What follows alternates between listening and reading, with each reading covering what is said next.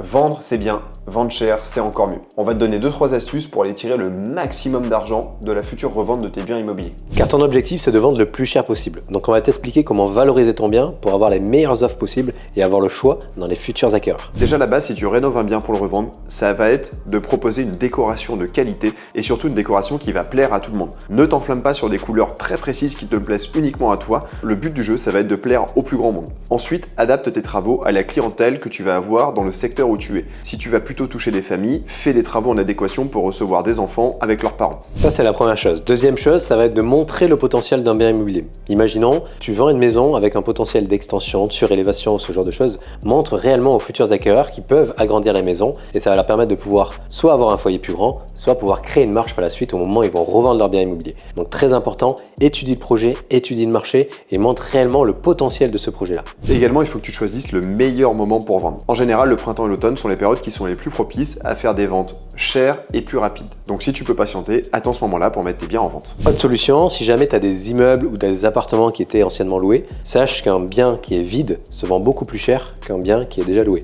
Pourquoi? Parce qu'éventuellement, il y a peut-être un primo-accédant qui veut acheter le bien pour sa résidence principale, il veut donc vivre dans le bien immobilier. Donc tu as moins de demandes que d'offres, donc ton bien, il va valoir moins cher qu'un autre bien immobilier. Donc pense à toujours vendre un bien vide plutôt que loué. A contrario, si tu as un bien qui est destiné uniquement à de la location, comme de la colocation, de la location courte durée atypique ou autre projet de ce type-là, ça peut être intéressant de revendre sur la base d'un rendement et en général, les investisseurs débutants ne vont pas regarder plus loin que le rendement et tu vas potentiellement réussir à vendre plus cher que le prix du marché. Mais c'est vraiment un cas très spécifique. En tout cas, garde en tête qu'au moment où tu veux vendre ton bien, il faut l'optimiser le maximum possible pour avoir une vente qui soit rapide et le plus cher possible.